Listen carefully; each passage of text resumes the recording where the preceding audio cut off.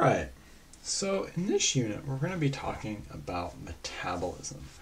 Specifically, we're going to be talking about where the energy for our metabolism comes from. But before we do that, what I want to do is I want to talk about what metabolism is. Just really briefly, I want to spend some time sort of talking about that. Okay? When you think of your metabolic rate, what do you think of? Well, it turns out the metabolic rate is a term that we use a lot in physiology, but we don't really have, not everybody has a good definition of it. Although physiologists do have a very specific definition of it. I would imagine that most people that you asked on the street or something like that would give you different definitions of metabolic rate. So the best physiological definition that we have for metabolic rate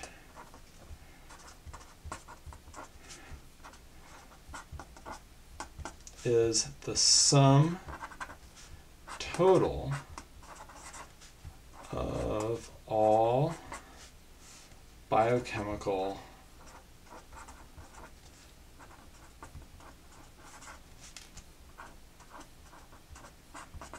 reactions happening in your body at once. At one moment, we'll say.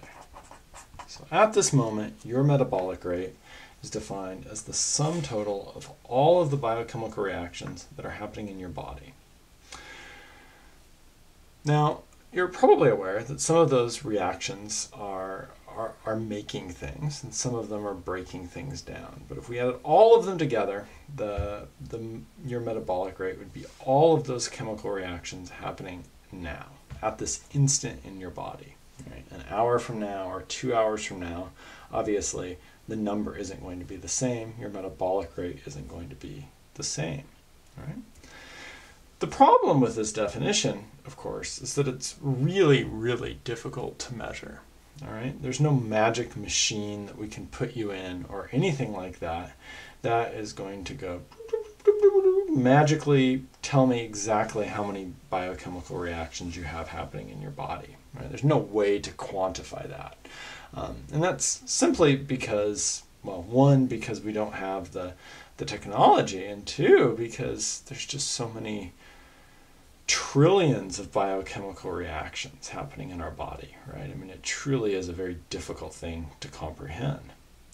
So we need to redefine this, right? We need to make it a little bit more measurable. Well, lots and lots of biochemical reactions happening in our body at one moment, but we can make an assumption here, and we can make an assumption that most are either making or using ATP, adenosine triphosphate. That's what we're ultimately going to get to in this discussion. But for right now, we just know that it is the source of biochemical energy, and we can assume that most of these biochemical reactions are using ATP, either consuming it or making it. All right? So we can write a second definition of metabolic rate. We can say that our metabolic rate is the rate at which we make and use ATP. Okay? Cool. Well, it's a little bit more easy to sort of comprehend this, right? The rate at which we make and use ATP. But unfortunately, we're still talking about a huge, huge amount of energy, right? We're talking about so much ATP that it's almost impossible to quantify. Again, there's no magic machine that I can roll you into that would measure this. To sort of put this into context, you need to understand that a working muscle cell, a single muscle cell, can use as many as 13 million ATP molecules per second.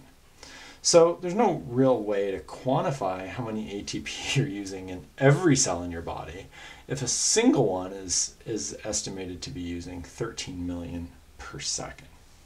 So again, we like this definition. It's something that we can maybe grasp, but it's very, very difficult to measure practically. All right? However, one thing that we do know, and one thing that we're going to see as we move through this series of lectures, is that most ATP requires oxygen. Most ATP production requires oxygen, O2. Okay? So if we know that your metabolic rate is the rate at which you're making and using ATP, and we know that most of that ATP production requires oxygen, well, that is something that we can measure. All right? So for a physiologist, the best working definition of metabolic rate is the rate at which we consume oxygen. And that is something that we can measure. We can actually measure it fairly easily. How do we measure our metabolic rate in physiology? Well,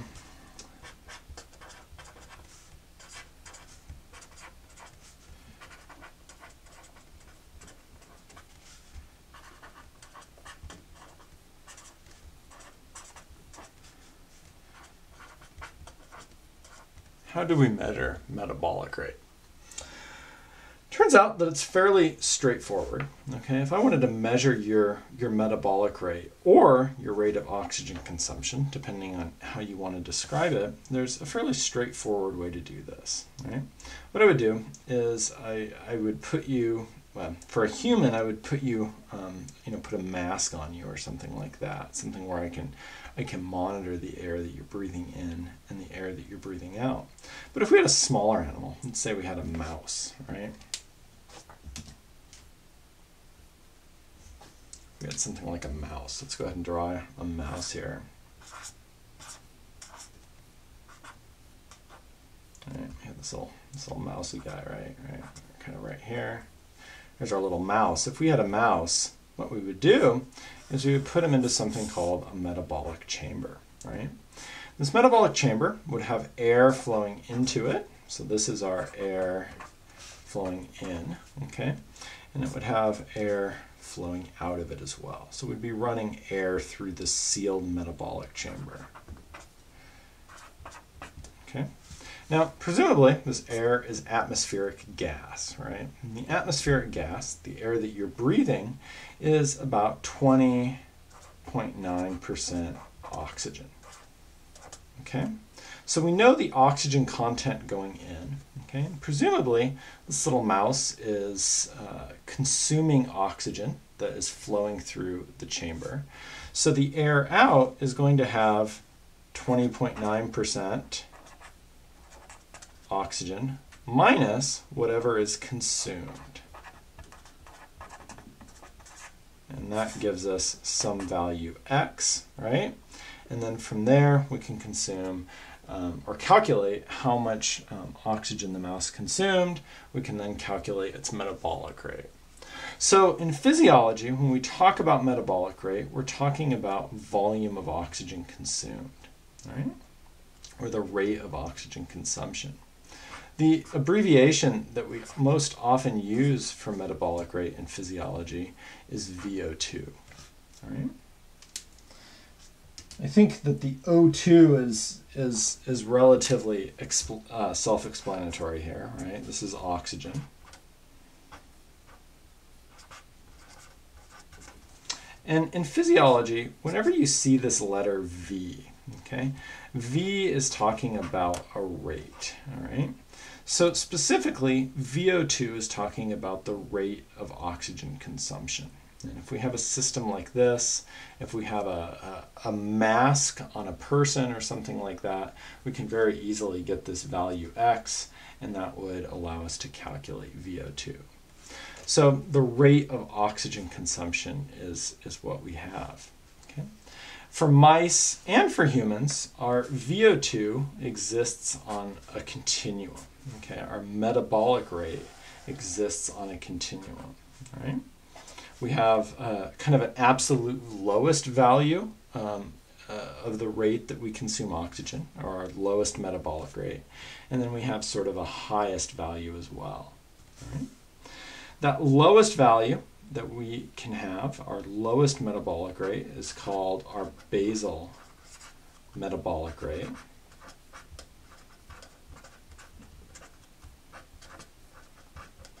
It's also abbreviated as simply as BMR.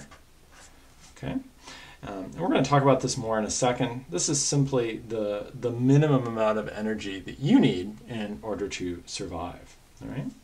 The other end of the spectrum, the highest your metabolic rate can be, is what we call your VO2 max. Oops. It's your VO2 max. And this is the highest rate of oxygen consumption. It's the highest rate at which you are bringing oxygen into your body. All right. Typically in humans, this is measured under intense exercise, usually via a rowing machine or a stationary bicycle or on a treadmill. If you've ever had one of these done, you can probably attest to the fact that a VO2 max test hurts. There's some kind of crazy stories out there about elite athletes who have had their VO2 max measured and the pain that they've had to deal with afterwards. All right.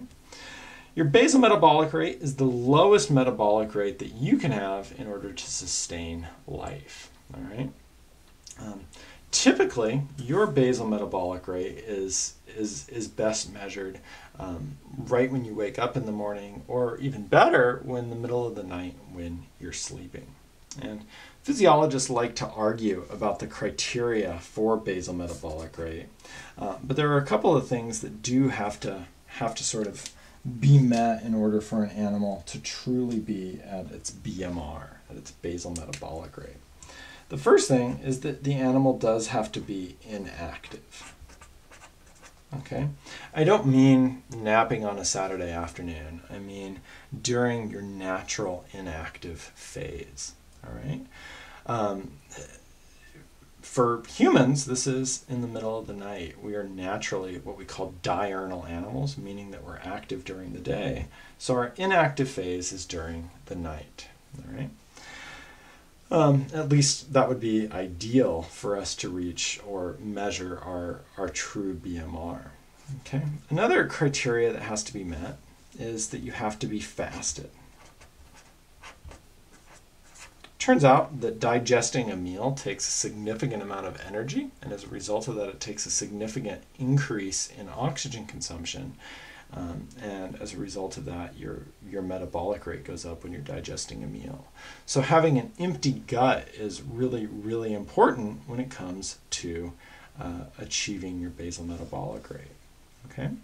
So you have to be inactive because simply being awake increases your metabolic rate, and you also have to be fasted because digesting a meal does as well.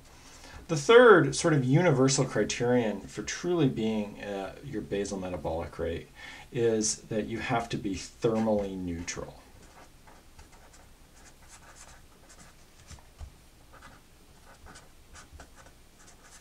You're probably aware that when you're too hot or you're too cold, what happens is that you either start to sweat in order to actively cool off, or you start to shiver in order to actively warm yourself up. Both of those things are going to increase your metabolic rate. However, before you start to sweat or before you start to shiver, you're sort of in this gray zone where your metabolic rate is a little bit higher, even though you may not notice it.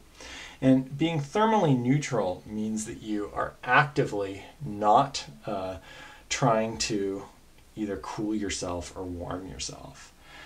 And it turns out that humans have a fairly narrow thermal neutral zone.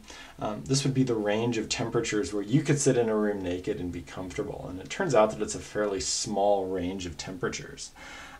We're not going to try to measure that in the lab. It turns out that in addition to it being a narrow range of temperatures, it would also be incredibly awkward for everybody in the room.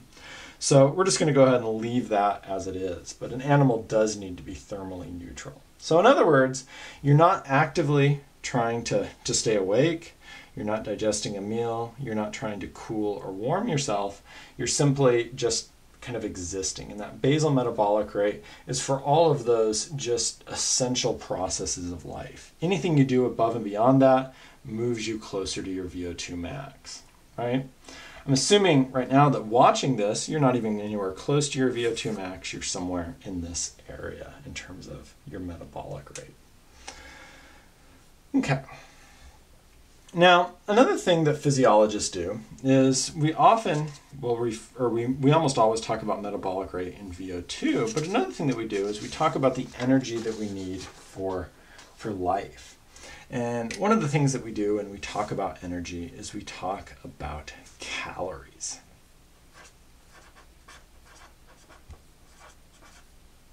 So what about calories? What do we know about calories? Okay. Well, a calorie, okay, or a kilocalorie, as it's going to be more accurate. I'm going to throw a curve here in just a second. Most of the world talks about kilocalories. Okay, 1 kilocalorie is the energy required to heat 1 liter of water 1 degree Celsius. All right, so it is a measurable thing. All right. So 1 kilocalorie is equal to 1 calorie, which I know seems screwy, but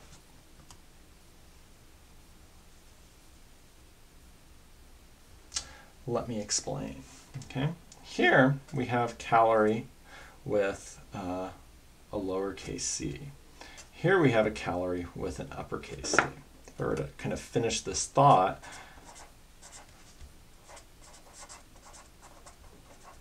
you'd see that what you learned in chemistry with your prefixes is not fooling you. 1 kilocalorie is equal to 1,000 calories, but it's also equal to 1 calorie with an uppercase c. So the lowercase c and the uppercase c do matter. When you look at the side of a box of cereal or crackers or whatever it is that you're eating, what you're looking at here is you're looking at these guys right here. And you know that you need about 2,000 uppercase C calories per day in order to survive. Right? What that does is it meets your basal needs in terms of energy. It also meets your sort of presumed activity level. But of course, if you do athletics or anything like that, your caloric needs, your energy needs are going to go up. All right?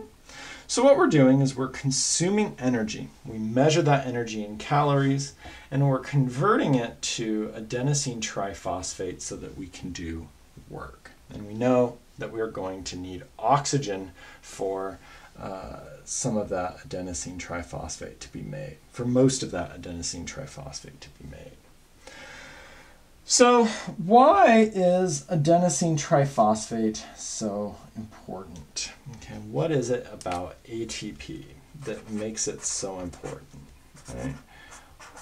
Why is this our cellular form of energy? Okay. As we talked about when we talked about macromolecules, adenosine triphosphate is a nucleotide, right? And it has an nitrogenous base, adenosine.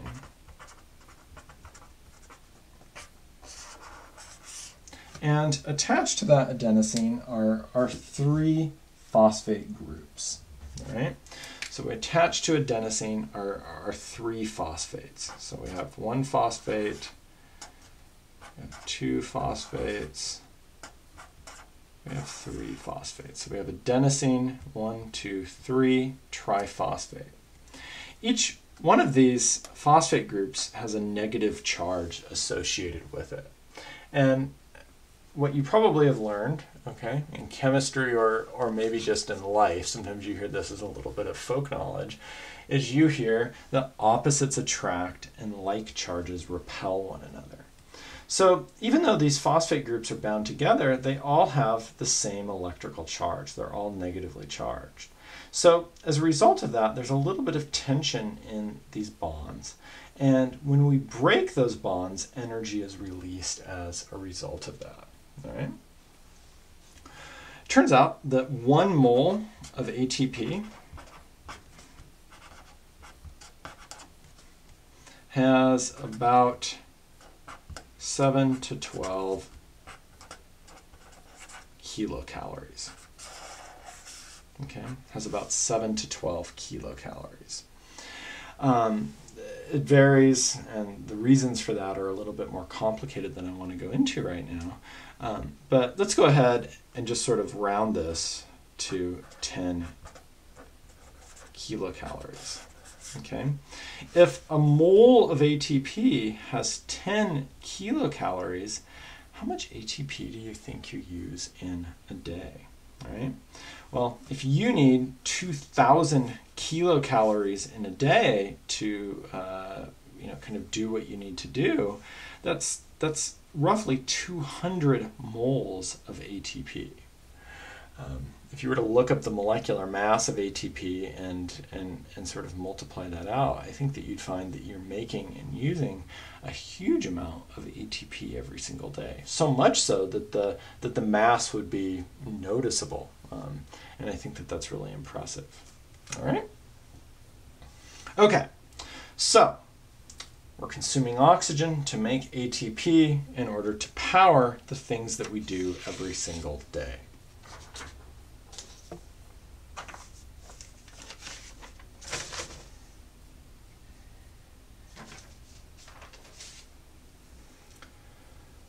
So how is ATP made inside of our bodies?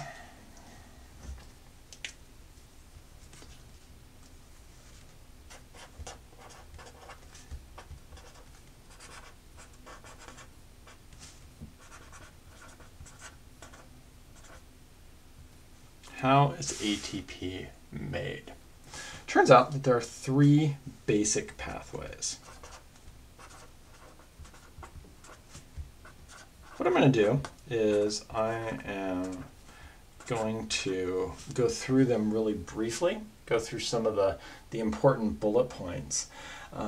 One of them I'm not really going to spend a whole lot more time on. The other 2, though, I am going to elaborate on quite a bit. So let's go ahead and talk about the important points of these 3 basic pathways. All right. The first major pathway is through the direct phosphorylation of ADP by a fuel molecule called creatine phosphate.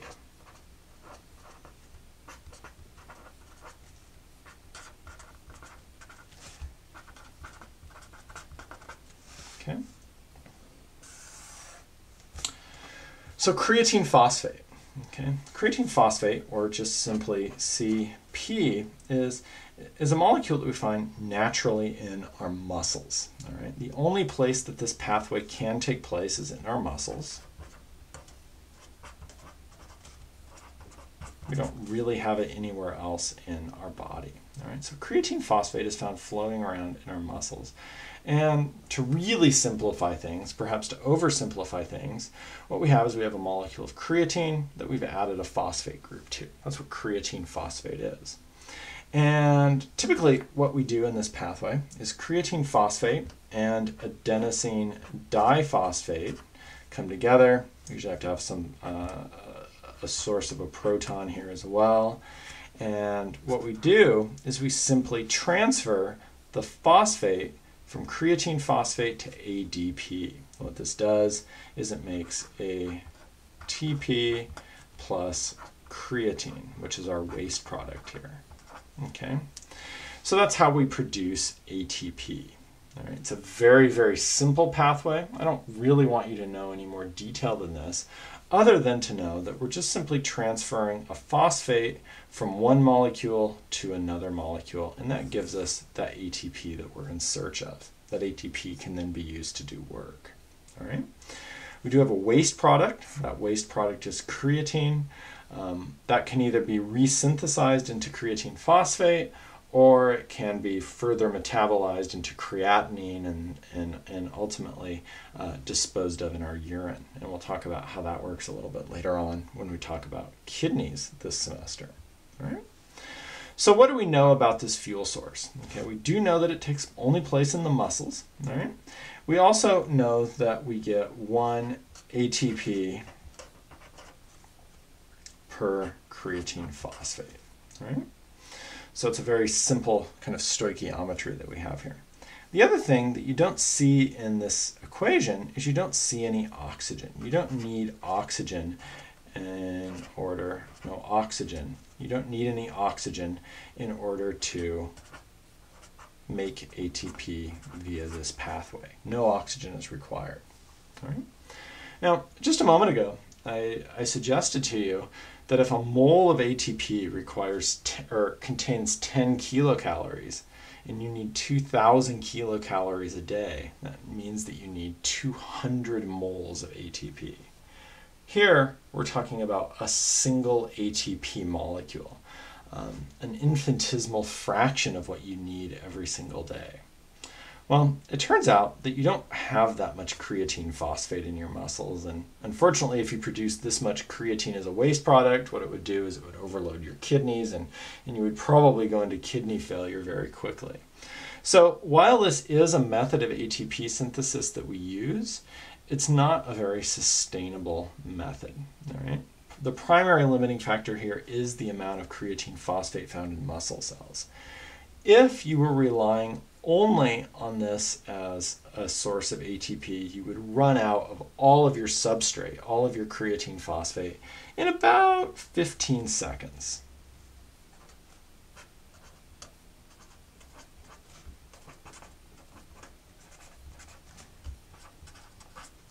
Okay, so that's really great if you're a power lifter and you're only doing a couple of cleans of whatever it is that you're lifting.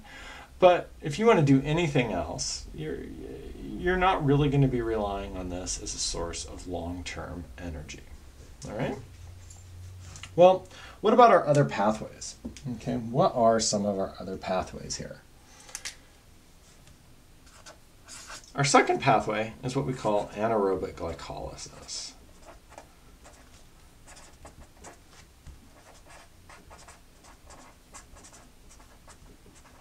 Okay. Our second pathway is anaerobic glycolysis. Here, okay, first of all, let's think about the name. All right? Anaerobic, as we're going to see in just a minute, refers to the absence of oxygen. All right? So I guess technically ATP synthesis via creatine phosphate is also an anaerobic pathway. But glycolysis, glyco means sugar, and lysis means to break apart. So what we're doing here is, in the absence of oxygen, we are breaking apart sugar. All right, so anaerobic glycolysis. Here what we have is we have a molecule of glucose. There's our sugar. We have 2 adenosine diphosphates. All right, and we are producing 2 ATPs plus 2 lactic acid or lactate.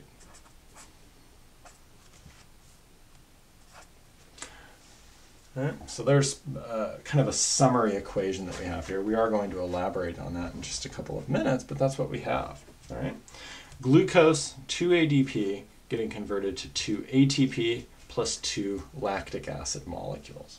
All right. Again, what do we see here? We see that there's no oxygen required. There's no oxygen in this chemical equation, and we don't need oxygen for it. Okay.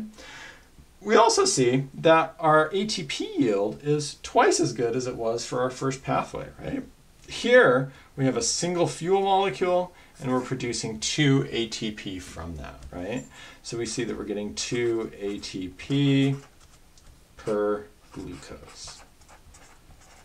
So a better energy yield there. But still, when we consider the vast amount of ATP that we need, we're still talking about single molecules. All right.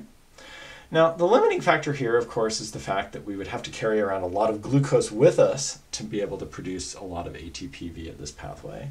But as we're going to see in this lecture, as well as a little bit later on in the semester, that the buildup of lactic acid is also problematic. That drop in pH that we experience is going to cause muscles to fatigue. It's going to cause them to shut down. So as a result of this, while it can be While this can be a good short-term method of ATP production, it's not sustainable. So what we're looking at here is we're looking at about 30 to 60 seconds of ATP use. Of energy. So in other words, if you were relying only on anaerobic glycolysis, what you would do is you would basically run out of gas in about 30 to 60 seconds. It just isn't sustainable. It's great if you're trying to outrun a lion, but if you're trying to do anything else, it may not get you very far. Okay? So one more pathway here. Our third pathway that we have is let me put this back kind of where it belongs. Our third pathway that we have is we have aerobic respiration. So let's go ahead and take a look at that really quickly.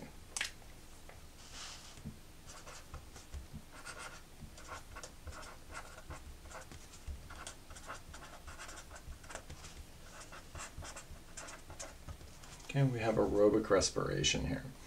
In aerobic respiration, we have the near complete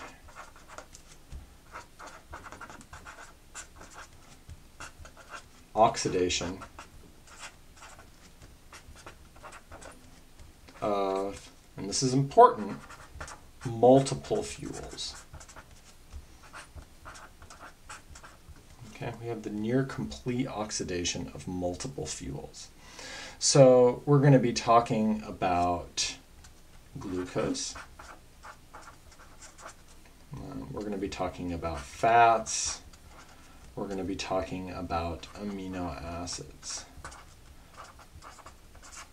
Okay? They're all variable in terms of the amount of ATP that they yield, but this is the only pathway that can oxidize multiple fuels. All right? That term aerobic means that oxygen is required. So oxygen is required for all of these. And in addition to oxygen, we also have to have something that can utilize that oxygen. There's an organelle in our cells called mitochondria, which are also required.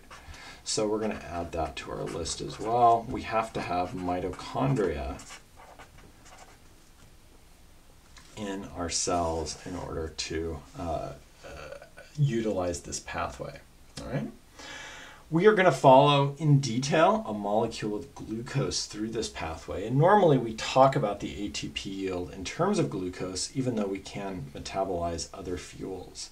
And depending on the source that you look at, as well as a couple of other sort of key things, we're looking at 30 to 34 ATP per glucose. Okay, we're looking at 30 to 34 ATP per glucose. That's significantly more than we've seen from any pathway so far, right? With creatine phosphate, we had 1 ATP per creatine phosphate. With anaerobic glycolysis, we had 2 ATP per glucose. Here, we're upping the yield significantly, all right? And as long as oxygen is present, and as long as there's a steady substrate supply, what we see is that we have hours of energy from this pathway. As long as we're supplying our system with enough oxygen and enough fuel, the mitochondria can work for extended periods of time. All right? So what we're going to be doing is we're going to be looking at both anaerobic glycolysis and aerobic respiration in detail over the next couple of lectures.